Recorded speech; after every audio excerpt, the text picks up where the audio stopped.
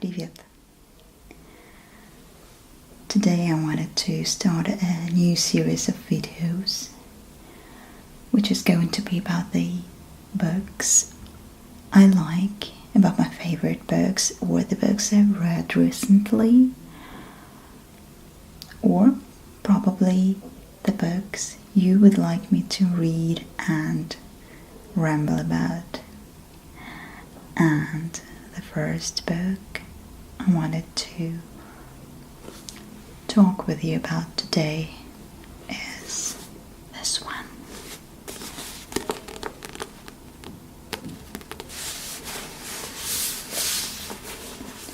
This is the book by Brene, which is called, has quite a lengthy heading, Daring Greatly, How the Courage to be Vulnerable Transforms the Way We Live, Love, Parent and Lead. Brene is a famous social scientist, and you might know her by TED Talks. And if this is not the case, please, I strongly recommend check them out on TED.com. I believe she has 2 talks there called Listening to Shame and The Power of Vulnerability. And I believe this month or the previous one she published her latest book. I haven't read it yet, but I aspire to, and this one was published in 2012. I really like it because, as the other works by Brene, it tells us a story of living with feelings all the humans have. As a researcher, she studies in particular shame, vulnerability, courage, and other feelings and emotions all of us can relate to. That's why this is really interesting. Usually I feel a bit skeptical about self-help books, but this is more of a research actually, and I hope all of you remember that no such book can substitute psychotherapy, but it's able to encourage you to seek professional help if you need it, or just encourage you to find out who you really are, to know your feelings. And this is actually really important for the quality of one's life, in my opinion.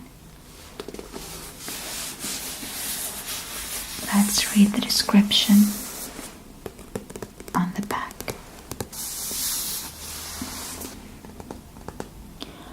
Every time we are introduced to something new, try to be creative or start a difficult conversation, we take a risk.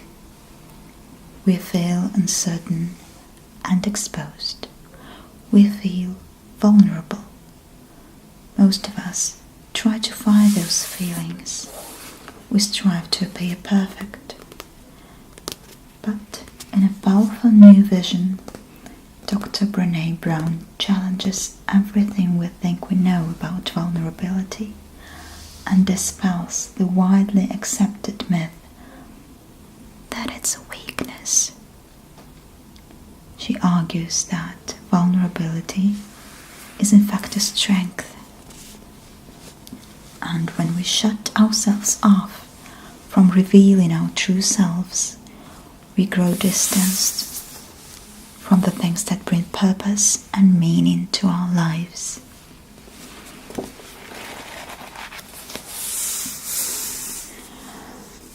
The heading itself, Daring Greatly, was inspired by Theodore Roosevelt's speech in 1910, as far as I remember, and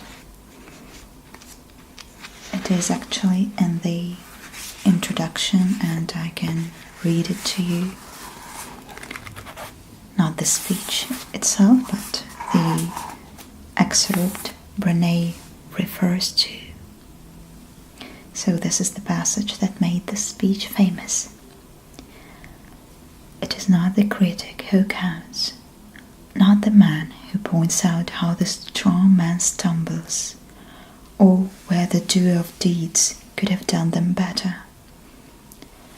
The credit belongs to the man who is actually in the arena, whose face is marred by dust and sweat and blood, who strives valiantly, who errs, who comes short again and again.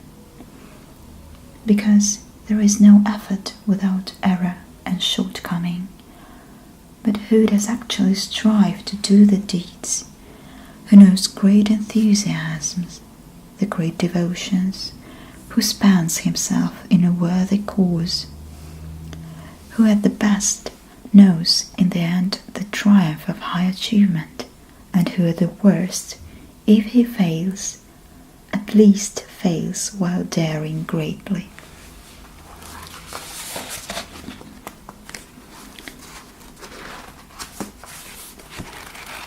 This more or less explains the title, but of course you need to read the book to embrace it fully, to embrace your vulnerability, to understand what it is in the first place,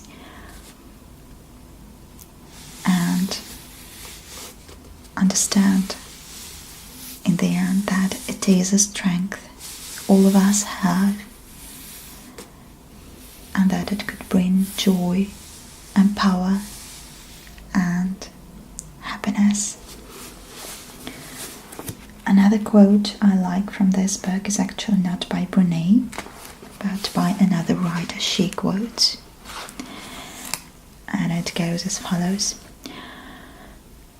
"For me, and for many of us, our first waking thought of the day is, I didn't get enough sleep. The next one is, I don't have enough time. Whether true or not, the thought of not enough occurs to us automatically before we even think to question or examine it. We spend most of the hours and the days of our lives hearing, explaining, complaining, or worrying about what we don't have enough of. Before we even sit up in bed, before our feet touch the floor, we're already inadequate, already behind, already losing, already lacking something.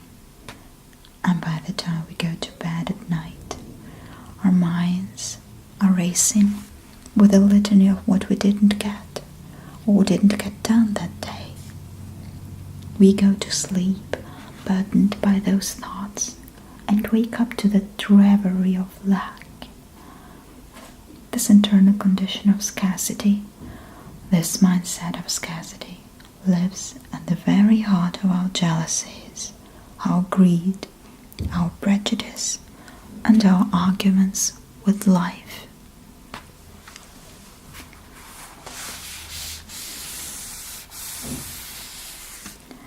This is the chapter about scarcity as a phenomenon of our lives. This is very, very interesting. I guess all of us experience this never enough feeling. And probably you know that it might be helpful to remind yourself from time to time that you are enough. Because you are. Please know that. The next quote is mostly about shame. Actually, the interesting thing is that the first book by Brene was published under the different title, and the initial one was Women and Shame, but the publishers refused to use the word shame in the title. So the book was in the end called I Thought It Was Just Me, but it isn't. That is the title. And the next quote from this book is actually about women and shame, because shame is mostly the category women are really keen on,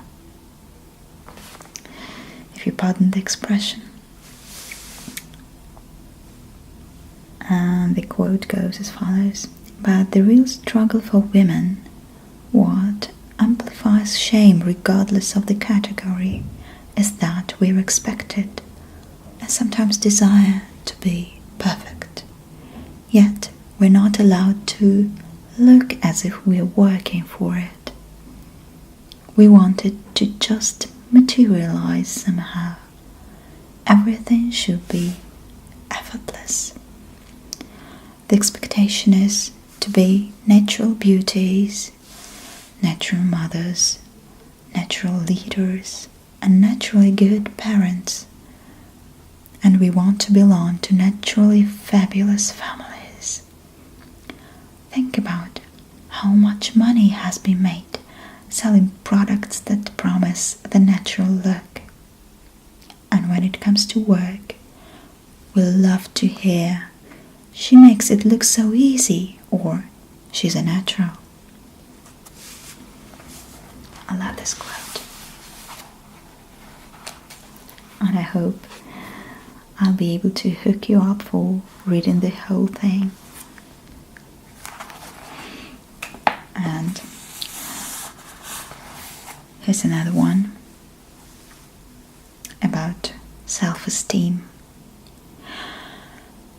Brene writes, "As I conducted my interviews, I realized that only one thing separated the men and women who felt a deep sense of love and belonging from the people who seemed to be struggling for it. That one thing was the belief in their worthiness. It's as simple and complicated as this. If we want to fully experience love and belonging, we must believe that we are worthy of love and belonging."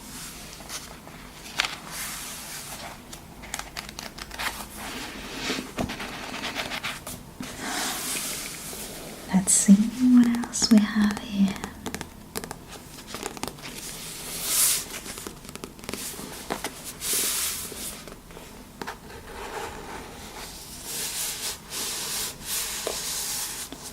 I actually love the touch of it.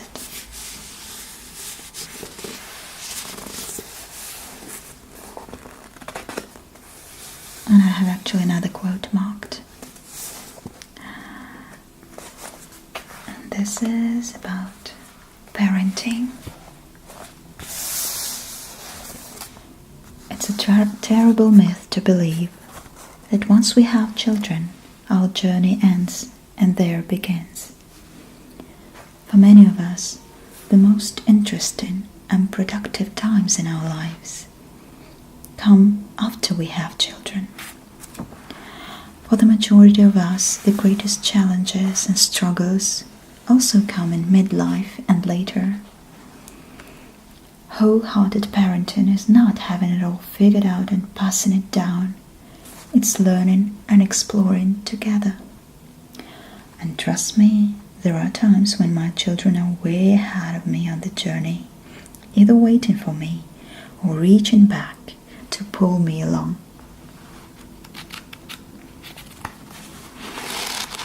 really thought-provoking and inspiring. And I have a couple of quotes I wrote down, and I want to read them to you.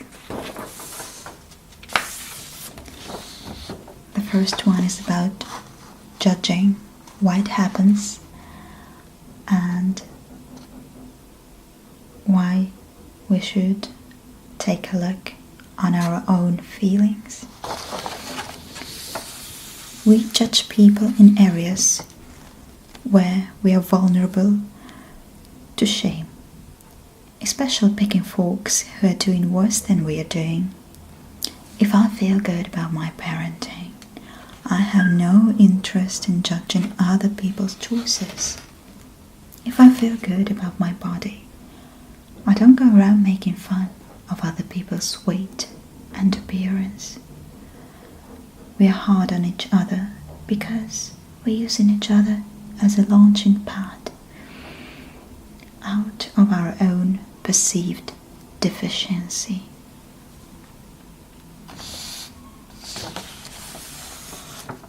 And the last one is also about parenting, about raising children.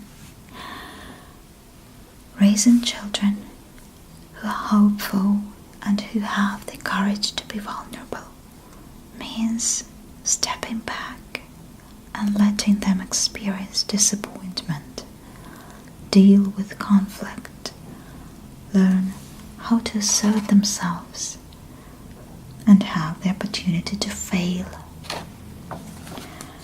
If we were always following them into the arena, hushing the critics and assuring their victory, they'll never learn that they have the ability to dare greatly on their own.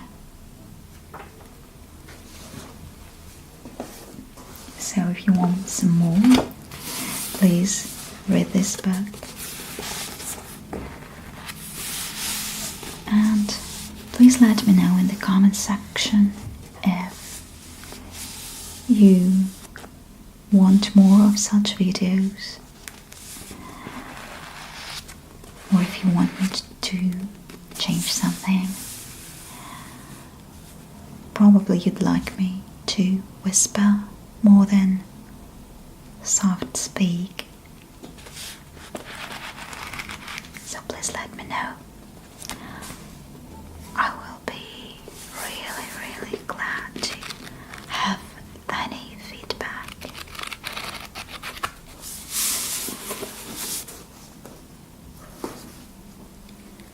So please have